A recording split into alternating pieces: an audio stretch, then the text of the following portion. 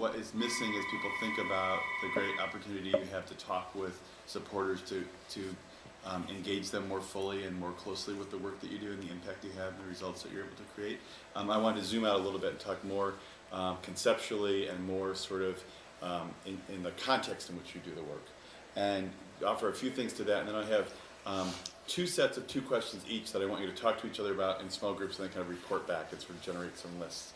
So if you think of nothing else from our time together today, I want you to disabuse any remaining notions you might have in your mind that asking people for money or asking people for support is about selling anything. It's not. That's the worst possible model. It's not twisting their arm.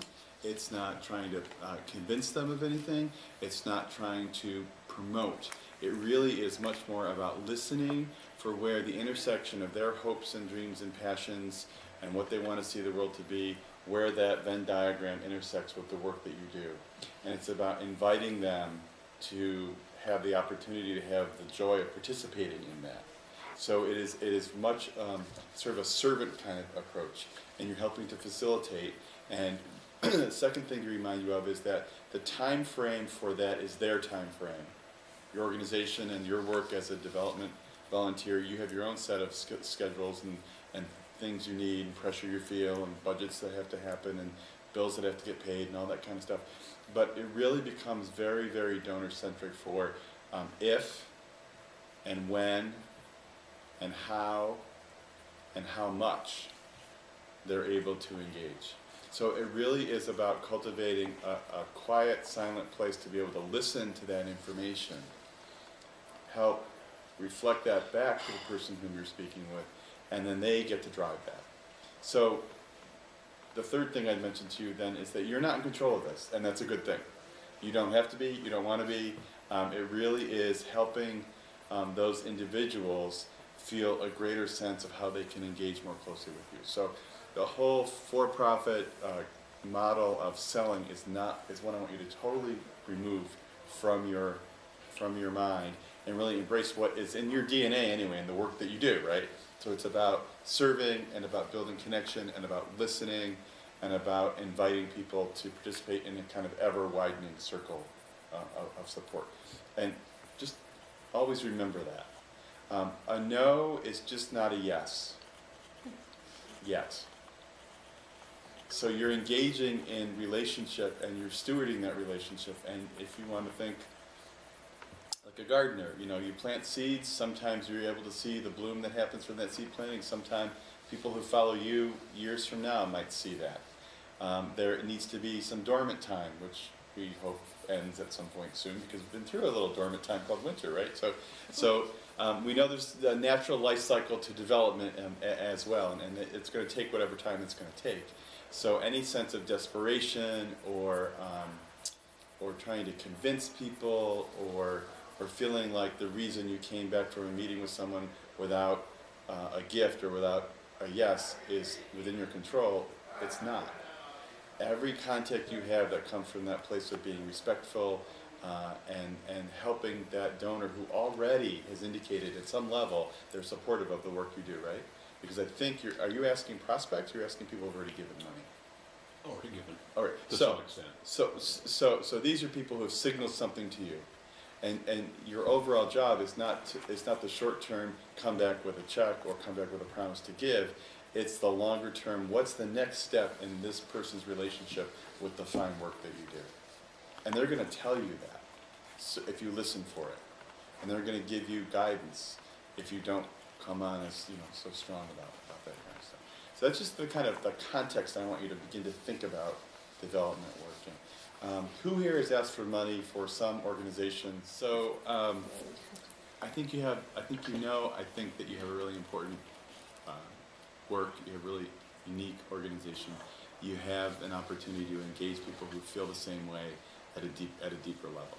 So there's great joy in this as well, because you're helping that person or persons with whom you're having these conversations and you're listening, you're helping them develop something they've clearly signaled to you they want, they value, they think is important. Saying that the donor gets in this kind of situation, is that what that would be referring to? I think it's part of it. What do people think donors get from making a gift?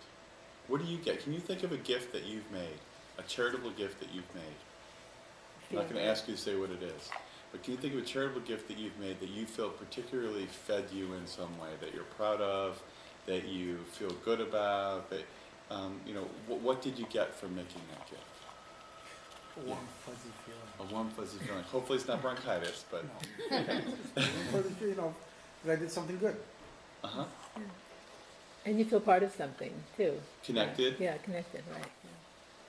What else? I feel that you've, first person, I feel that I've been able to help the work that I really believe in continue. Help see advancement on something that's of value and importance to you. It feels like, too, like for me personally, it's like important to give to something that I really know and is local, rather than just kind of like writing a check out to a big national organization. You know, something that I can actually have some involvement with. Yeah. So you can be, you feel engaged and you feel connected, Right. and that it's in your own neighborhood, in your own community. Right. Those are the kind of feelings that you're going to help people have. And isn't that a wonderful position to be in? To help that person figure out how they can make more of those feelings. A lot of people give because they care deeply about saying, I'm part of that result. In the packet, there's a great place where it gives you a little bit of a script, and it says, make the ask, and then wait for a response. You've got to be quiet, you've got to let the silence do that work. So I do think you want to offer opportunities to be engaged, but first and foremost, this is about generating some revenue for the workers. Right. First question has to do with, what are you most anxious about in this role? What's your worst fear? What's the worst possible nightmare outcome that you're going, I don't want to do this. We're going to name it, we're going to share it, we're going to put it out there. Wait, in general about the world or about asking? About asking for money. Oh, asking for money. We don't have that long for you. Okay, so that's one thing. No, you're not going to get hit by a drone. A drone? You might. Well, maybe John's 5, 10 drone. years. The second one I want you to spend some time on is, what do you anticipate will be the greatest joy or sense of fulfillment? What is called fulfillment? F-U-L-M-A? F-U-L-F. I-L-L, That's what I thought. right? It is now. Yeah. Carolyn said it. Joy, fulfillment, satisfaction. You're a designated Why are seller, you really. here today? Why did you, I'm assuming you volunteered for this. Maybe not, I don't know that.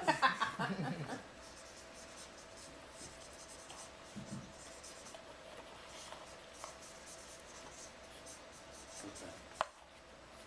So these are the two things I want each pair to talk about sort of equal. I'm going to give you 6 minutes. I'll tell you when you're at 3. You can break it up. You can have, 2 answers here and then 2 answers here. You can have one person answer one and the other, and the next person answer one. Anything. This isn't a political debate. This isn't a purity test of who's more progressive or radical. It's none of those things. So the fact that you're connected with an organization they've supported, there's got to be some recognition of that. Now they might say to you, why isn't the Workers Center doing more of this? Or why is it so strident in this area? And that might be a way of sort of disarming you from the ask.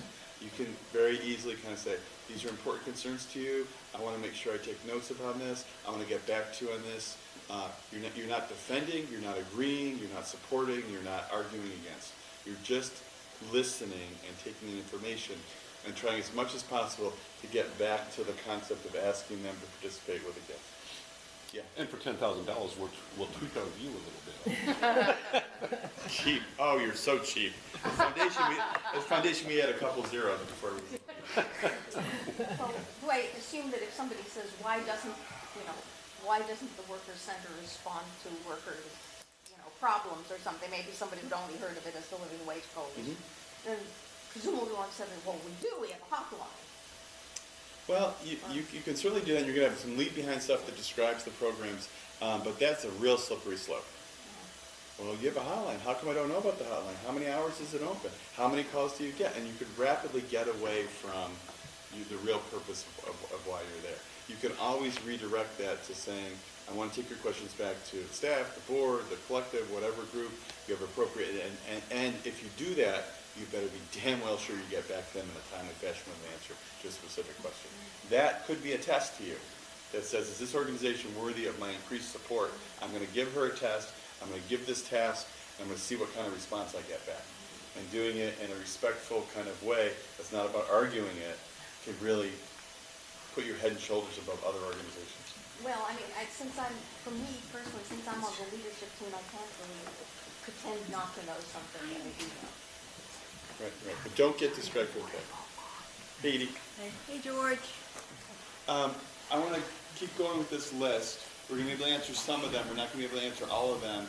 But by just having this list on here, what we're doing, we had a pair exercise where people talked about the anxieties and concerns about asking for money and the joys and the why you're doing this work. So we're just kind of trying to continue to name these. You don't have to go around a circle, Judy.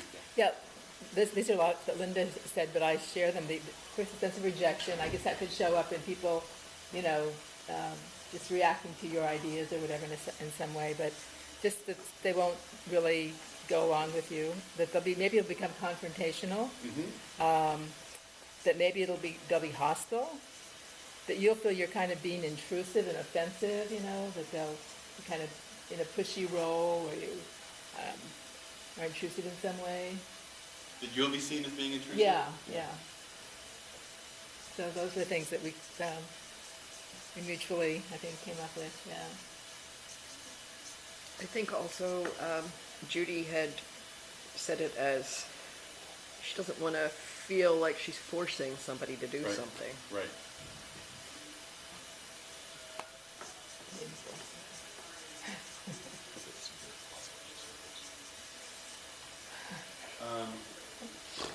How might we deal with some of those? Sense of rejection, confrontation, hostility coming back. You're going to be seen as intrusive and you don't want to force something. Yes. Well, the last two, you said you're inviting them to meet with you, and it's an opportunity for them to get more involved. So if they agree to meet with you, it's not intrusive. Remember that. And you're not forcing them to do anything, and they can say no. Yeah. You're not cold calling the phone book saying, "Hi, Workers Center, we'd like to come and visit you." First, middle, last, thank them. Before we even sit down, I want to thank you for, hello. I want to thank you for your support, and I want to bring you information about what your support has enabled us to do. We need your support again. I want to thank you for thinking about supporting us again. At the end, whether they say, we're giving you $10,000, nothing right now, or never again, thank you for making time to meet with me. Sure. So, yeah, you're really not forcing anything. I think if you're involved with the Workers Center, you have to be comfortable with confrontation and hostility. I can't imagine you haven't already dealt with it at some level. So it's not about you personally. It might be someone had a bad day. It might be someone had bad medical news. It might be someone has a migraine. It might be, for me, it's if I didn't get my chocolate. If you want to meet with me after I have my chocolate, not a fun before guy. I have my chocolate. Or we'll bring the chocolate. You bring the chocolate. So it's not about you. Don't get your ego involved in it. It's really not about you. Yes. I'm sorry, I was going to add No apologies. some of Pete's. Go ahead. A little different. Let's do it. Yeah. Okay, if I got them right. So what we're doing for people Just that jump just right came in. in, we're talking about anxieties, fears, concerns about asking for money. Because Pete's so involved in Workers Center. He is more of a fear of someone finding work not worthwhile. That is a different kind of sense of rejection than someone saying no to the dollars, but having the sense of fear to no to your organization and the work that you do. Is that? Of taking so forth. Yeah. And then also fear just being seen at the end of you go through your process of the ask, and that you're only seeing that you're only having this meeting and sharing the information because you want the money. Making the person into a dollar sign, like a human dollar sign.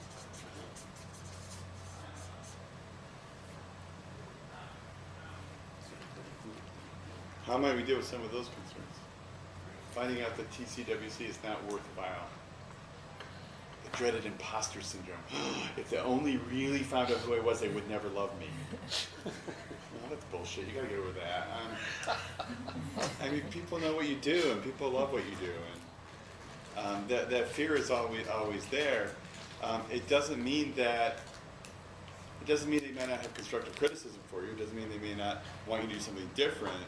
But just the fact that you've asked for their time and they've said yes, and that they've already given you previous gifts means something. It means they hold you in some level of value. They may have decreased that level of value. They may have a change in their circumstance where they're not able to support you at the same level because other things are going on in their life. And they may not like something about the general direction of work that you've done. But that's all very important information to get. So you need to get over that in order to get that information back that helps you do better work. Neil and then Teresa. Yeah, Mary was worried about just plain rejection. Plain rejection. I got the feeling that she was taking it on a personal level. My thing is that I have an anxiety disorder. Okay. And I tried working for Sniper doing doing their canvassing shtick, Yeah. which was really hard. And I had no trouble going to people, knocking on their doors and talking to people. I love talking to people. Yes. And I can talk about the issues till I was blue in the face. But when it came down to the thing about asking for money, I had a really hard time with that. Why? I don't know. It's an anxiety issue. But I was surprised at how many people offered me. Yeah. So Interesting. that was, that's something I've talked to my therapist about. Yeah. This general anxiety disorder. Right. That's part of it. You can't really mess this up. Hear what I said? You can't really mess this up. If you really think about what I said at the very beginning, which is this is not selling anything, this is not twisting someone's arm, this is helping them figure out a way that they can engage more closely with you.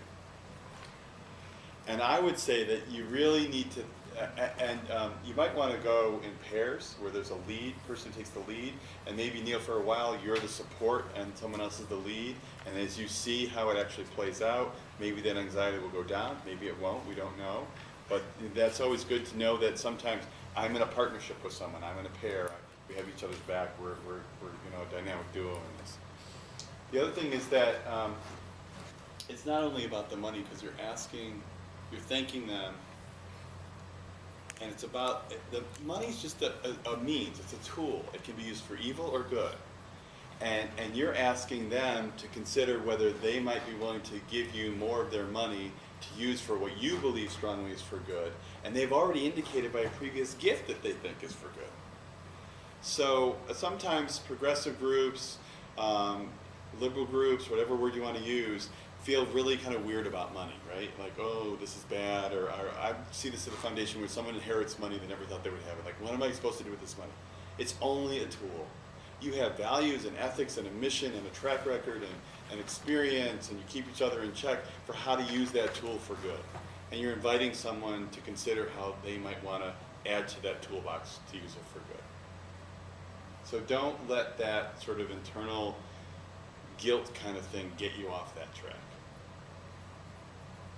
It's not at all about the money. It's about what the money allows you to accomplish. It's about how the money allows you to change the world. It's about the impact that you make. That's really what it's about. I'm going to ask if someone else who hasn't spoken yet might want to add to this list of anxieties, concerns. Yes? I mean, I maybe want to focus a little more on the last one that you were just talking about. Yeah, I mean, because, correct me if I'm wrong, but I mean, these meeting, and that is the primary goal of the, of meeting with these folks and asking them for money. I mean, that's why we're But what does the money here. do? What does the money achieve? Oh, sure. And what is giving the money? But, I mean, that is why we're going to have these conversations. So, I mean, that makes me a little bit nervous because... Why? What about money? money? I mean, I feel like that is the primary goal, is to gain more support for the Workers Center through a major donation. So we play a game at the foundation called the So What game, where we're peeling an onion. So we get these applications where someone says, I want a grant to get more kids to go to the Johnson Art Museum. So what? because kids need to be exposed to art. So what? Because if kids are exposed to art, they learn more about other cultures and they feel good about themselves. So what? Keep peeling that until you can't get to a so what answer anymore. So you're asking them for money, but that's not what it's about. The money is about you're asking them for helping them feel more connected to the impact that you have in the community. It might be through volunteering. This particular relationship and this ask and this appointment that you have is about the money in that way, absolutely. And you don't want to get sidetracked from that, absolutely. But it's a means to an end. And are we, and I'm sorry because I was late, you probably covered this, but like under what circumstances are we trying to set up these meetings? Like if you're the person that I'm going to ask for money, My understanding like, what am I saying to you? is that you have a list of people who've already given. So these are people who are current donors. You want to thank them, you want to inform them about the need, and you want to ask them to consider about how to make a gift above and beyond, extraordinary gift from what their history has been to support So them. it's not going to be a surprise at all to them when that's a part of the conversation. Donors don't like surprises. Right. That's just chocolate related. So I'm projecting one. So be very, very clear, and most people, the vast majority of people, are never insulted by being asked to be involved and be engaged and support something they care about. They've already demonstrated they care about. I don't know whether you're thinking in terms of your work. I haven't thought about this. Whether you're asking for a specific amount, whether you're looking at an individual and saying, this person, we're going to make a gift, we're going to make an ask of $5,000 for Yes. Right. Good. I'm glad you're doing that. No one is ever insulted by asking for more than they can give. They're often insulted by asking for less than.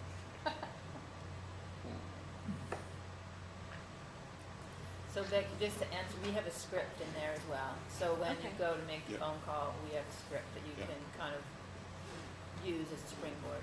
It's really good packet. So it's very animal Yeah. handling.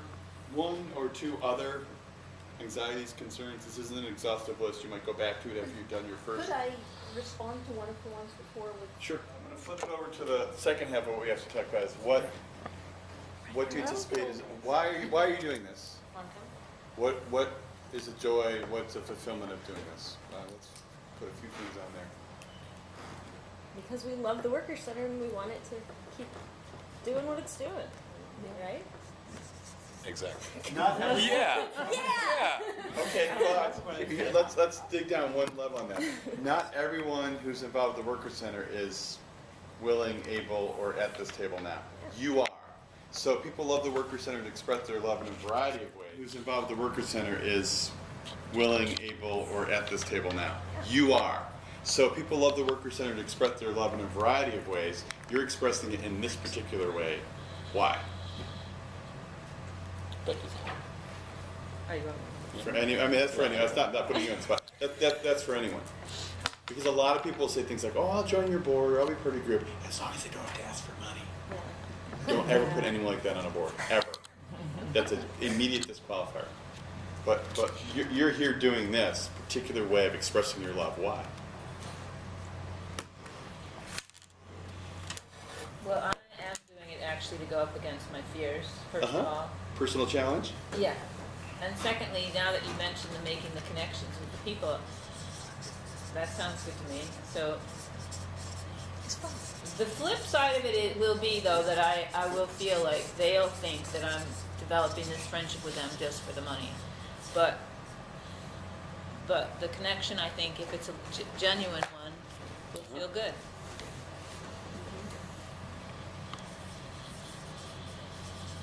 What else? My person talked about having deep concerns about hunger and poverty, and that we are really doing something. So when the problem seems so large and it can on a gray day feel like, oh, things are awful, and this is a way of doing something rather than allowing yourself to get sucked down the hole of doing nothing. Yes. So there's some very specific tasks here that say, oh, I've done this. But I say it's going to be fun. Say it again? I didn't hear you. I want it to be fun. Let's not go in there like we're scared. We have to go in positive and fun, and it's a challenge, and we get to know our asks a little bit better, and Yep. You really believe that? that's why I do, because I would never sign on to do this. I mean, this was an out, here, talk about a cold call. That's a cold call from Pete asking if I'll head up the campaign. Yeah, this was, she's jumped in more This than is I. a total cold call, and I'm like, okay. Well, actually, I said, let me call you back. But- Potential rejection there, But but I- I. Donors will often say that. So I Ask them by thought when. about it, and I thought, it's interesting to me. It's a challenge. It could be fun. You get to know people in a different way, and it's for an excellent cause. And Yep. it's gonna be fun. Hope you got that on videotape. Oh, I didn't pull my hair back. Yes, Edie. Yeah, this is something I never would have chosen to do. I Because just, because asking people for money is something I'm very uncomfortable with, and it's not something I would choose to do. Well, when Judy called me, I thought, I do really believe in the work of the Worker Center and its importance. And, I've been involved, a lot more in the past, and this seemed like a time-limited thing, and I thought maybe I could make a contribution. But it's nothing I feel easy about, but I'm hoping it will pay off in terms of just getting some more financial support for Right. the work that's done here. you're not asking for money. Yeah, No, you're not. If you're asking for money, you're doing it the wrong way. In building a relationship that helps someone who's already supported you feel they can get closer to the organization, and listening to them, in the context of that, you're asking them to increase their support to get connected to the impact and the outcomes that you have. You're not asking for money. If all you're thinking about asking for money, you're stuck on this as a transaction. It's not a transaction. You're stewarding a relationship. You're thanking them for previous gifts. You're giving them an opportunity to participate at a higher level. You're going to be thanking them for gifts that come out of this. You're asking them to become more involved as volunteers. All these things. You're really building relationships. I really want you to, if you leave with nothing else, it's not sales, it's not prying their fingers from around their checkbook so they can write a check to you. It's got to be much more joyful than that. It has to be an opportunity to really help people figure out again where their interests and values and passions intersect in the Venn diagram with what the work that you do. And the timing, we said this before, a lot of other people came a little bit later, but the timing is the donors. It's not yours. So they drive it. And if you talk more than 40% in these visits, you're doing it wrong. You're really listening. Yes? In my experience with the Workers Center, one of the biggest things I know is people really care about what we do. Yes. And the reason they support us financially is to enable that to happen. It's an expression of their care for It's an you. expression of their care. And in so doing, they are directly responsible for the outcomes. Mhm. So when we get a ruling from the state that the restaurant has been ripping off the wait staff, it's not just us that did it, but everyone who contributed helped. Yeah. Because their contribution, in essence, is part of what made it possible. They're part of something, they're engaged, they're connected, they're part of a bigger whole. Yeah, and So- for people who don't have the time to give, too, this is a way that they can really feel they're contributing to the work that's done here. Absolutely. And it's not, ultimately, you got to make numbers work, and you're raising a certain amount of money, you have a budget, and you have all the spreadsheets, you're doing all that kind of stuff. I understand that. I've done that a lot. It's about inviting and creating a place for people to participate. So if you go to someone and you had a goal of a $2,500 gift, and they come back with a $1,000 gift, they're participating. That $1,000 gift might be a stretch for them. There might be things going on in their life you don't know about, where if you pegged them at $2,500, they just can't do it right now. In no way feel bad about that, or in any way make them feel in any way guilty about that. The fact that they've engaged you is great, and that just think of it as a spiral. You're trying to get people to come up higher on their relationship with you. And sometimes you're able to follow at the speed that we think they should, sometimes they're not, sometimes they slip back down. But they're always connected to the work that you do because they're making a donation. I want to ask you to do another set of pair questions. We now have an odd number, if I counted this correctly. So we'll have to have one triad. The questions I want you to ask each other and then be able to share back out a little bit. And then we're going to, at the very end, I need to leave around 6:15. I don't know if other people can stay longer. But we're going to go over the wonderful packet you guys have. Very, very well put together. So there are two questions. One, what are the skills, expertise, attributes that I want you to brag. This is where you brag on yourself. What are the skills and expertise and attributes that you have that you think are going to be brought to bear to do this kind of work?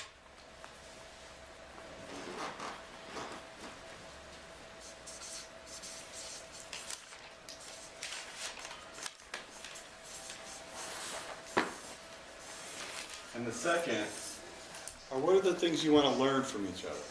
What's something that you feel you don't do particularly well that you think you need to be able to do this work?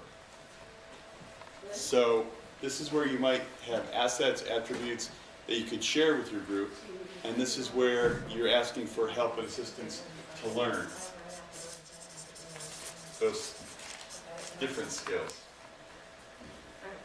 When you say group, are you meaning like the partner, the person that you're doing this with? I'm meaning what do you call this group here? Does it have a name? Are you the Major Gifts Campaign? Are you the Yeah, that's it. Yeah, sounds good. Major Gifts Campaign. Major Gifts Campaign Committee or something like that. The people who have expressed of interest in volunteering, they're going to make the asks. Yeah. So that's what I mean by you.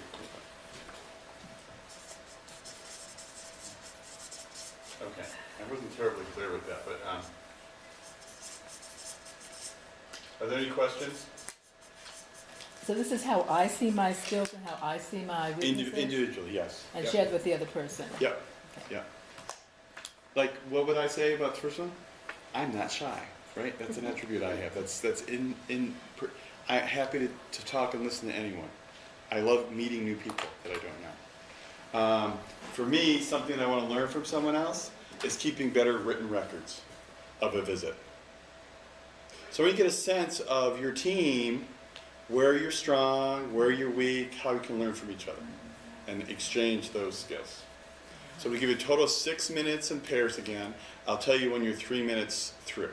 Before we turn this over, this is a pretty impressive and incomplete, still in formation list of the positive skills, abilities, and attributes you have available to you as a group to ask for money. So some people sort of say, well, who am I to ask for money? Who are you not to ask for money? Why would you hide these skills and these abilities in the service and organization in which you believe? You've got to put these things to work. You have them already. You feel confident about them. You have experience, you have knowledge, you have track record, you have a commitment to the work that you do. Get out there and get it done. Okay. I hope you will soon agree with that. You might need some additional support and information. Where do you feel you want to learn new things? Skills, experiences that you want to develop to do this. I know some people need to leave. I need to leave in a few minutes as well, but I also just wanted to encourage you to keep running these lists, keep referring back to them, keep remembering the power you have among this collective and the needs that you have, and take care of each other in doing this work. I wanted to give folks who created this a chance to sort of give you an orientation to the great set of materials you have. So I'm going to give a lot of credit to Judy for. Judy, what's your development background? Is it academic Women's based? community building. Women's community building? Yeah. Long ago, I think I met you then. 10 Yes, years we ago. did meet each other. Yeah. College student practically at the time. Not too far It's a long away time from ago. So maybe I'll just walk people through this real quick. The first thing that we have here is it's 11 by 17, folded in half, and it's called a case statement. It's a statement. This is something we'll be giving to people in our 2-on-1s, maybe after. I don't know if we give it to them at the beginning. give it to them even before and ask them to, share with you what they think of it. You can do it any way you want to do it. We need to still figure that out. Yeah. But, so it's kind of like really details, kind of briefly, the history of the Worker Center, but also, and what our different strategies are, if you will, and the actual work we've done. And then the back, it has what our goal is this year is to raise $65,000. You'll see that on the very back of this. And it says the patterns of gifts that are required, whether it's going to be exactly like this, who knows? But, like we're looking for 3 gifts of $5,000 each. So you should definitely take a look at this, because this is what we're going to be handing to people. And sometimes internally, you wouldn't want to share this with the donors, but there's another column on this, what's called the gift pyramid, which is the number of asks to yield those number of gifts. Right. So if you need 3 gifts of 5,000, maybe what you should be thinking about is 9 asks to yield 3 yeses. Right. And we do Yep. have that Good. for our own Great. private purposes. Yeah, you don't share that, but Right. it's good to have. Then the next yellow sheet here is just, I'm not sure if this is something we're going to share with people or not, but this is our financial report for the last fiscal year. Don't pay attention to the fact that expenses are close to $5,000 more than income. My eye went right away. Okay. Most donors Yeah. do. So, and that's because we needed that one $5,000 gift to have pulled us over the top. Just kidding. This is like every year we're actually in the black all the time. So this is the one year that we're not, so we were fine Right. in that sense. The next sheet is just the grant and foundation support over the past 5 years. And in some ways, part of the reason for this may be because of the Catholic campaign, we got $30,000 for 4 years and $35,000 the last 2 years. This is just kind of showing that we want to make a move towards grassroots funding. And we're losing that Catholic campaign in June. The next one is just, this is a standard thing that we have in the back of all the fundraising letters. Just kind of talks about our work more in detail. And I would say this be, for people that want to get bone up on all the details about the Worker Center, this is a good place to start with that. The next one is just a list of all our living wage employers. I think there are a lot of people, and it actually, we're now detailing, in addition to how many employers, but how many workers are actually making a living wage. So that number keeps going up. The next one is something that Judy put together, which is really very good. Judy, do you want to say a little bit about this? It's just kind of the details about the It is ask. more nitty gritty, a little bit of sort of framework, but George has really provided a wonderful framework here. And then there's sort of do's and don'ts, and kind of a sense of how a conversation might go, and then a little bit at the end of some maybe problems you might have and some ways you might handle those. You're thinking about that, so very small manual, sort of a little how-to manual. Yeah, very tactical. It's very good. Then the next sheet, the white one, strategy sheet for a 2-person ask. This is let's say Mary Lair is a prospect, and we're going to have this sheet filled out for each prospect, answering these different questions. So there will be a lead person and a support person, and we'll be determining this stuff. So we're not going to figure this stuff out tonight. But it just is answering a lot of questions as to what you would say if the person says blah blah blah. Yeah. You are responsible as a solicitor for maintaining the coherence of the structure of this, because it is about the money at some level, as you said, and it's not a friendly conversation between folks who have all the time in the world to shoot shit with each other, basically. It's a purposeful, intentional visit with a goal, and people who are busy, who say yes to your appointment, are going to respect the fact that you get through each one of those areas. Then the last sheet is a script for, this is the script for when we actually set up the appointment that we're going to make with somebody.